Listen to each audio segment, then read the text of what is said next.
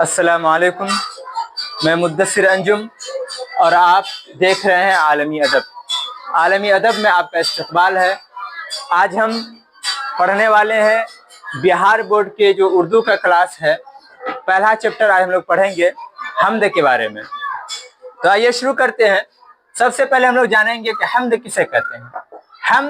حمد کے لغوی معنی ہیں خدا کی تعریف۔ حمد کے لغوی معنی خدا کی تعریف کے ہیں۔ حمد کے لغوی معنی خدا کی تعریف کے ہیں۔ اب حمد کسے کہتے ہیں، ہے نا؟ اردو کی اصطلاح میں، اردو شاعری میں حمد کسے کہتے ہیں جاننے کی کوشش کریں گے۔ کہتے ہیں جس نظم میں اللہ تعالیٰ کی تعریف و توصیف بیان کی جائے اسے حمد کہتے ہیں۔ اسے حمد کہتے ہیں۔ جس نظم میں اللہ تعالیٰ کی تعریف و توصیف بیان کی جائے، اللہ کے بارے میں ذکر کیا جائے، اللہ رب العزت کی تعریف بیان کی جائے، ان کی صفاتوں کا ذکر کیا جائے، اسے حمد کہتے ہیں۔ دوسرا پوائنٹ ہے ہمارا نعت۔ جس نظم میں حضور صلی اللہ علیہ وسلم کی تعریف بیان کی جائے اسے نعت کہتے ہیں۔ اسے نعت کہتے ہیں۔ جس نظم میں خدا کی تعریف کی جائے گی اسے حمد کہیں گے، اور جس نظم میں حضور صلی اللہ علیہ وسلم کی تعریف بیان کی جائے گی اسے نعت کہیں گے۔ اس کے بعد تیسرا پوائنٹ ہے منقبت۔ جس نظم میں بزرگان دین، خلفائے راشدین اور اولیاء اللہ کی تعریف بیان کی جائے اسے منقبت کہتے ہیں۔ منقبت میں بزرگان دین کی تعریف بیان کی جائے گی، خلفائے راشدین کی تعریف بیان کی جائے گی اور اولیاء اللہ کی تعریف بیان کی جائے گی۔ اگر ان کی تعریف بیان کی جائے تو اس نظم کو منقبت کہیں گے۔ اس نظم کو منقبت کہیں گے۔ اس کے بعد ہے قصیدہ۔ جس نظم میں کسی بھی شخص کی تعریف بیان کی جائے، جس نظم میں کسی بھی شخص کی تعریف اور ان کی اوصاف حمیدہ بیان کی جائے اسے قصیدہ کہتے ہیں۔ اسے قصیدہ کہتے ہیں۔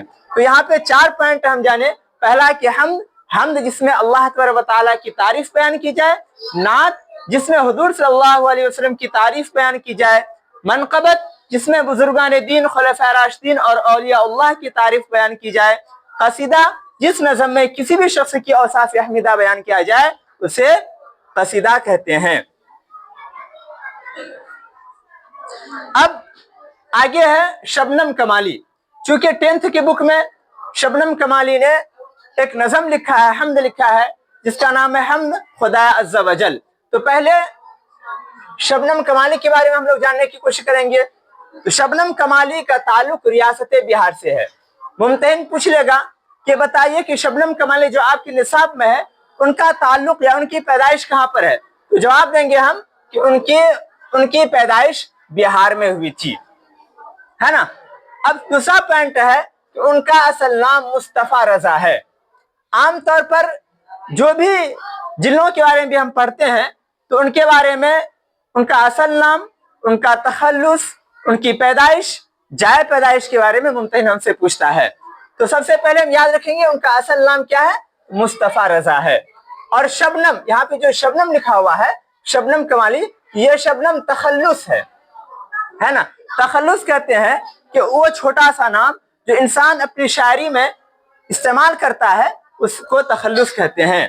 ان کی پیدائش 22 جولائی 1938 عیسوی کو پوکھریرا ضلع سیتامڑھی میں ہوئی، ہے نا؟ پیدائش اگر پوچھیں گے تو سن یاد رکھیں گے 1938، ڈیٹ یاد رکھیں گے 22 جولائی، اور کس ضلع میں ہوئی؟ سیتامڑھی میں ہوئی۔ اگلا پوائنٹ ہے شبنم کمالی کے نعتیہ کلام کے مجموعے کا نام انوار عقیدت، ریاض عقیدت، فردوس عقیدت اور صحبائے عقیدت ہے۔ صحبائے عقیدت ہے نا؟ یہ کتاب ان کی ہے، انوار عقیدت، ریاض عقیدت، فردوس عقیدت اور صحبائے عقیدت۔ ان کی کتابوں کا نام بھی یاد رکھنا ہے۔ کبھی کبھی ممتحن کیا کرتے ہیں، کتاب کا ایک نام ڈال دیتے ہیں اور پوچھ لیتے ہیں کتاب کن کی ہے، اور کبھی کیا کرتے ہیں مصنف کا نام ڈال دیتے ہیں اور پوچھتے ہیں کہ ان کی کون سی کتاب ہے۔ تو ہم کو دونوں چیز یاد رکھنا ہے۔ شبنم کمالی کا انتقال 2004 عیسوی کو، اور اکثر کتابوں میں 2004 لکھا ہوا ہے۔ اکثر کتاب میں 2004، کہیں کہیں پہ آپ کو 2006 ملے گا، لیکن آپ لوگ 2004 یاد رکھیں گے، ہے نا؟ شبنم کمالی کا انتقال 2004 عیسوی کو ہوا۔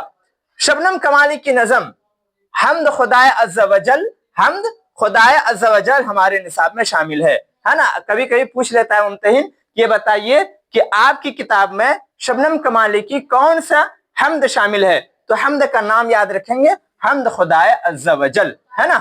یہ یاد رکھیں گے. یہ کچھ پوائنٹ تھا جو ہمارے نصاب میں شامل تھا.